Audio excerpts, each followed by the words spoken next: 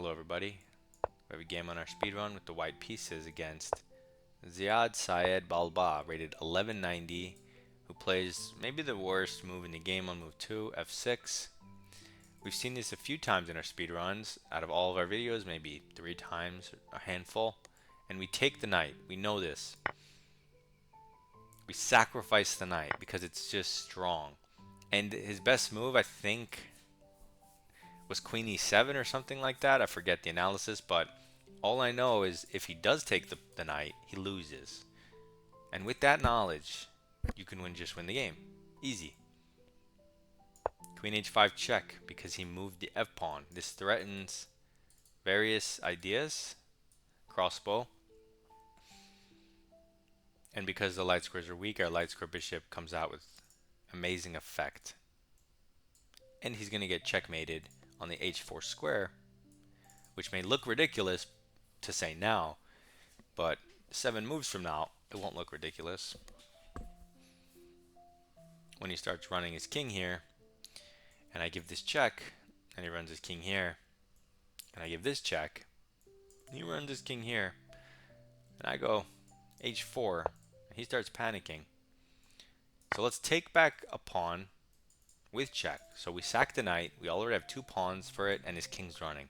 So even if there was no checkmate or no follow-up, and we had to play d4 here and just develop, we have compensation for that knight, but it's way worse than that because we'd get to develop for free. This line is closed. There's no piece to interpose other than d5, which hangs. So, king g6. And things are not looking good. Queen f5 check, king h6, d4, wait, d4 because it opens the bishop, check. King can't move. If he blocks with the queen, that's mate. Blocks with the pawn, bishop takes check. King goes to h5. Maybe pawn to g4. Checkmate. Remember what I said? So let's give this check. It forces this. We give this check. It forces a piece to interpose, interfere with the bishop. And now when we take, he can take with the queen. You could pick up the bishop with check. So there's stuff like that, but you want to checkmate the guy. You don't want to win material here. And so h4 threatens to take the pawn with double check, which would be devastating. So let's go h4. He can't take because it's pinned.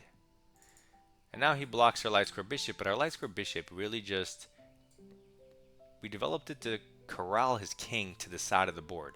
Now this bishop has no effect at all. It's not contributing to the checkmate, so we don't need it. So we don't care that he's attacking it. What we do care is that it's secretly hitting our queen. However, this is a double check, so we don't care immediately because he has to move his king because of the rules of double checks. And now we look. Do we have further checks? Well, I don't want to give up the queen. Maybe I should have considered this check. Would that have changed anything? Yeah, whoops. Taking with the bishop easily wins a queen, but taking with the pawn, I'm looking for checkmate. I could swear there's a checkmate here. This one?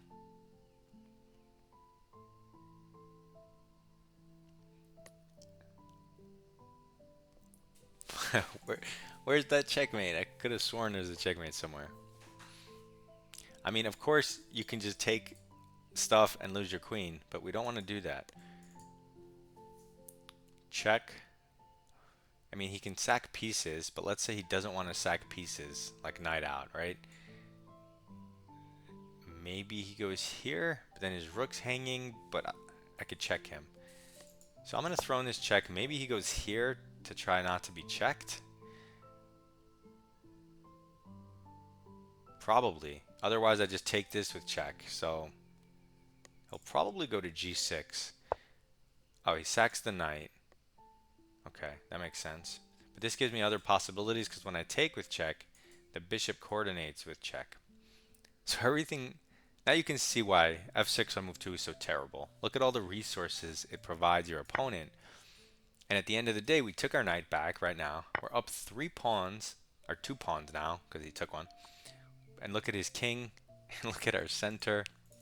He's hanging more stuff. So for example, you can just be up 3 pawns with a center in a winning position. You can take the queen, give him, or take the queen and just take the pawn. You can, but I'm still going for checks and fancy stuff. So now he can't even sack the queen for a rook and bishop because the queen's pinned. And so this check and this bishop, maybe he's going to go to g6 to try to get away from this bishop diagonal, which would then be contributing in the checkmate. I said it wasn't contributing before because it wasn't, but so he moves up. So this has to be deadly in certain ways. We don't have a way to include the bishop and pawn moves. Everything else is too slow because it allows a queen trade, which ruins your checkmate. So let's look for checks. This looks like checkmate in 1. This looks like it forces his queen back. So not better than checkmate in 1. Let's do that. And there you go. On move 2, I knew I would checkmate this guy, and now it's move 14, and he's mated. And so let this be a lesson to you guys that when you're playing e4, e5, which you definitely should play as black as one of your main options because it's a very strong move. It's an even game. The instant he plays this move, it's 1 plus 1.6 in white's favor. So clearly much better for white. This is called the Damiano's defense, and it's known to be terrible because we take the knight, and then in order for it to be plus 1.6 better for white, black has to play the accurate queen e7, not taking the knight. Because in that case, it's kind of like the Petrov idea, where you're trying to force the knight to move and then pick up the pawn behind it. Right? That's the problem is f6 is still terrible. You're moving your queen and not developed, and I'm about to castle. So in that case, they're saying, oh, it's only, you're much worse, but maybe not completely losing. But if you take the knight, it's +3 immediately, completely losing right away. So I knew this ahead of time because this is one of the first things you're taught not to do, play f6 in this position. So we give it a free check, improve a piece for free, and now we take free stuff for free. He moves his king, we improve a piece for free, and now it's mate in 11. Mate in 11, but it's move 7. So if I checkmated him on move 14, that means he made the mate faster than it needed to be, or it would have been like move 18 or something. So anyway, we throw in this check, forcing him to the side. What did we do here? Oh yeah, we went d4, check. But one move faster is h4. But whatever, who cares? d4 check, forcing the pawn up. And now h4, which is what we did for mate in 10. And now queen f7 is the fastest mate, which I didn't even look at really. But it takes away the escape square of g7. So no matter what he does, like queen trade, after you take with check, it's going to be checkmate. That's cool. I didn't even look at that. I just took check immediately, which is obviously still winning, but the preparatory move, the quiet move, queen f7, is really nice. I like it. Because now he gets to run away, and technically he can sack his entire army to avoid forced mate. So that's why it's a little less accurate. But he won't have an army, so that's fun. We give him a check, improve for free. He hangs the knight, it's +7. Free stuff for free. He takes, we now improve a piece for free. He has to go somewhere, mate in 1.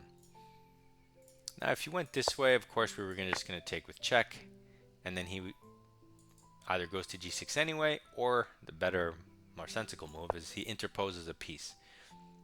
And then here we have a lot of material we can win, but it's not forced mate, so should have gone for this at +7. So yeah, Wow, 4 cent to pawn loss, but that's obvious because this is a known theoretical thing for white. 100% accuracy, we take those. Moral of the story, never do this. And if your opponent does do this, and you just develop your knight or develop your bishop, you know what I mean? Don't do that. If you want to be a strong player, you have to take the pawn. I mean, you should take the pawn. You don't have to take the pawn. There are other moves, but take the pawn. Punish your opponent for playing terrible, or they're going to keep doing it. Good luck in your chess. See you in the next video, and goodbye.